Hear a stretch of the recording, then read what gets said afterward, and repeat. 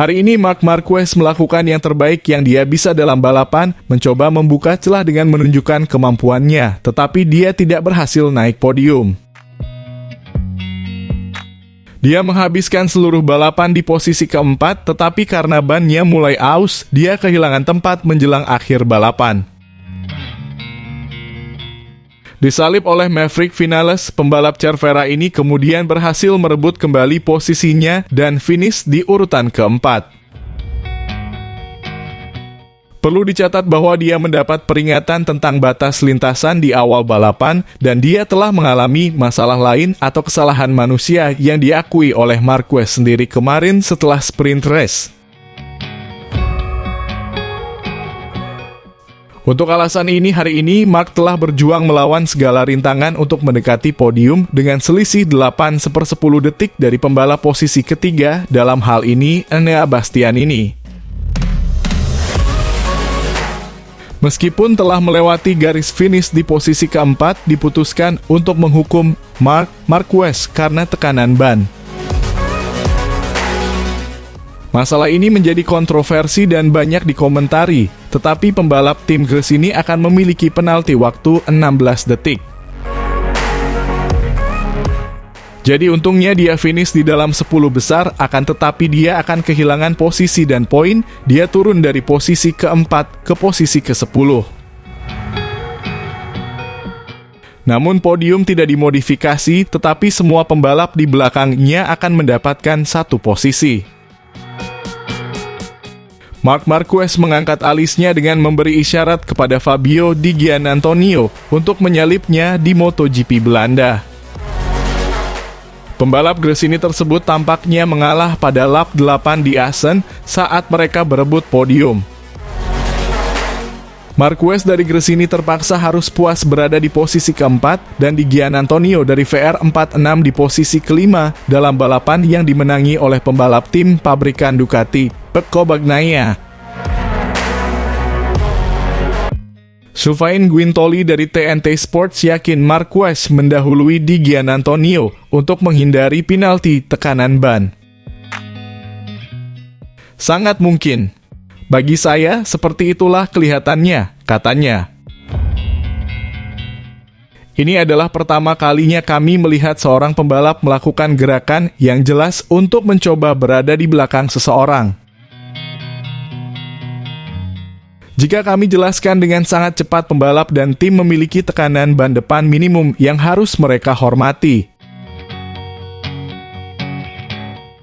Mereka tidak boleh berada di bawah 1,8 bar selama 40% balapan. Mereka juga memiliki peringatan di dashboard jika mereka belum menyelesaikan cukup banyak lap di atas ambang batas tersebut. Cara untuk meningkatkan tekanan ban depan adalah dengan membuntuti seseorang. Karena orang itu akan mengambil udara bersih dari Anda, dan Anda akan mendapatkan udara panas dari motornya. Oleh karena itu, suhu dan tekanan di dalam ban depan Anda akan naik. Kami melihat keduanya di Giannantonio dan Marquez secara terang-terangan tidak ingin memimpin rombongan. Ini menunjukkan bahwa inilah masalahnya. Jika mereka melakukan itu berarti mereka benar-benar berada di batas. Michael Laverty mengatakan tentang Marquez, dia berharap bisa bertahan di atas motor Ducati GP24. Celahnya terbuka dan dia harus kreatif untuk menjaga bannya tetap berada di jarak tersebut. Marquez kini tertinggal 51 poin dari pemimpin klasemen Jorge Martin yang finish kedua di belakang Bagnaia di MotoGP Belanda.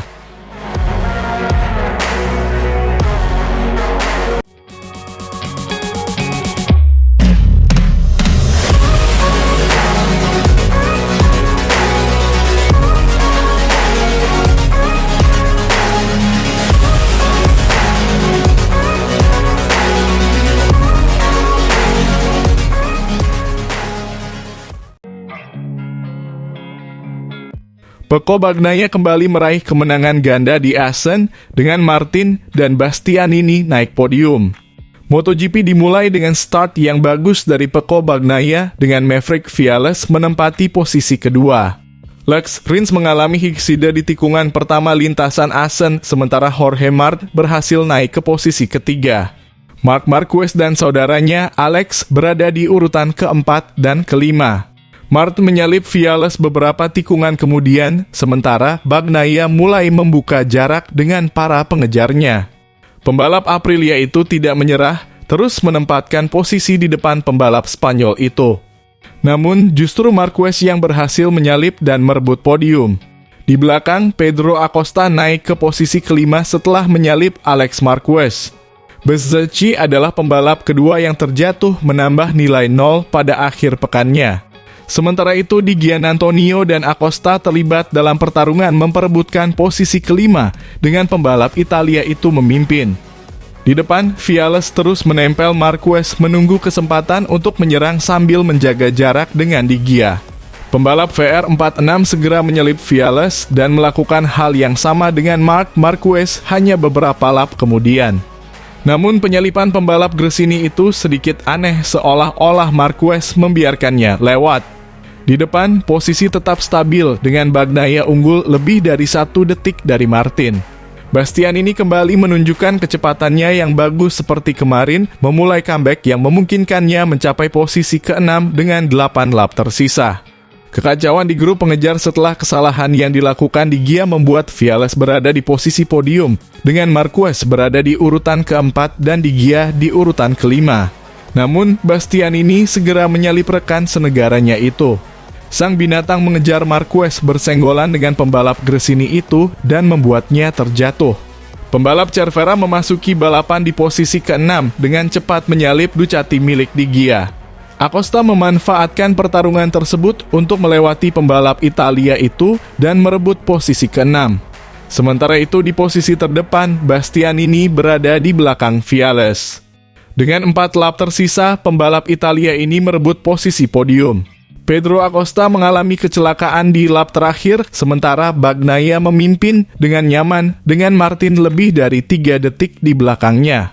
Bastianini mengukuhkan posisi ketiganya, sementara Marc Marquez menyalip Viales karena kesalahan pembalap Aprilia itu untuk merebut posisi keempat. Di Giannantonio melintasi garis finish di posisi ke-6 meskipun penalti yang diterima Viales karena melebihi batas lintasan memaksanya turun 1 peringkat ke posisi ke-6.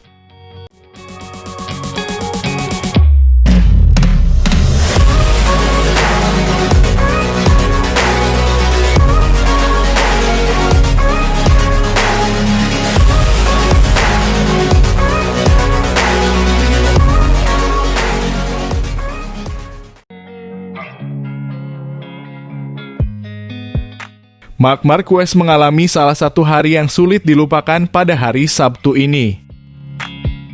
Pembalap Gresini ini mengalami 2 kali kecelakaan di Assen. Yang pertama pada menit terakhir Q2, sementara yang kedua terjadi sesaat setelah dimulainya sprint race di Katedral Sepeda Motor.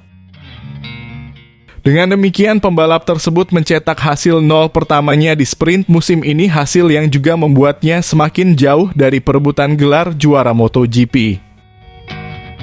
Setelah balapan, Marquez menjelaskan apa yang terjadi kepada mikrofon DAZN. Terjatuh di tikungan 7. Rasanya sakit di sana, kata pembalap dengan beberapa memar yang terlihat. Kami tidak melukai diri kami sendiri, itu yang paling penting, tambahnya. Mengenai penjelasan mengenai kecelakaan tersebut, Marquez memastikan bahwa itu adalah kesalahan manusia, terutama yang terjadi di sprint. Dalam kualifikasi Anda bisa memahaminya, semua orang banyak mendorong dan itu bisa terjadi. Di sprint itu adalah kesalahan manusia yang seharusnya bisa saya hindari. Karena pada lap pertama, saya sudah menginjak piano dan menyadari adanya benjolan. Tapi sejujurnya di lap kedua di belakang grup, saya sedikit kehilangan referensi. Saya menjatuhkan motor sedikit lebih awal. Saya melihat ada yang bersenggolan, tetapi saya berkata tidak akan terjadi apa-apa. Dan motor itu menutup dari depan. Jadi itu adalah salah satu kesalahan yang hanya bisa Anda pelajari, jelas sang rider. Dani Pedrosa dalam perannya sebagai komentator menyayangkan kecelakaan yang dialami Marquez. Pedrosa mengatakan bahwa Ducati adalah satu-satunya motor yang melakukan gerakan aneh saat melewati tikungan tersebut. Bagaimanapun, hari ini adalah kegagalan pertama Anda di sprint. Apa pendekatan Anda untuk balapan besok? Tanyanya kepada pembalap Gresini itu. Jika saya harus menggunakan strategi besok, saya akan mencoba mengembalikan kepercayaan diri saya dan menyelesaikan balapan. Dan yang terpenting, pergi dari sini dengan perasaan yang baik seperti yang saya rasakan kemarin dan pagi ini. Memang benar bahwa saya tidak menyentuh piano itu sepanjang akhir pekan. Padahal pertama saya menyentuhnya dengan sedikit sengaja untuk mempertahankan posisi karena ada pembalap yang masuk ke sana. Dan di lap kedua saya kehilangan referensi. Saya menyentuh titik yang sama lagi dan motor saya melompat lebih jauh. Tapi itu adalah kesalahan yang seharusnya bisa saya hindari, ujarnya. Mengenai targetnya untuk besok, ia realistis. Besok saya akan mencoba melakukan start yang baik dan berjuang. Jika bisa, untuk posisi 5 besar, karena ada 3 pembalap yang naik podium hari ini, yang memiliki kecepatan yang lebih baik. Dan kemudian dalam balapan Bastianini bisa bangkit seperti yang kita lihat hari ini, atau pembalap lain yang juga sangat cepat, katanya. Pembalap ini juga berbicara tentang perjalanan pertamanya di lintasan pagi ini, tanpa slider. Hal itu belum pernah terjadi sebelumnya. Faktanya kami menertawakan hal itu karena itu tidak pernah terjadi pada saya sepanjang karier saya. Kami tersesat. Saya langsung menyadarinya, tapi itu tidak memengaruhi latihan, pungkasnya.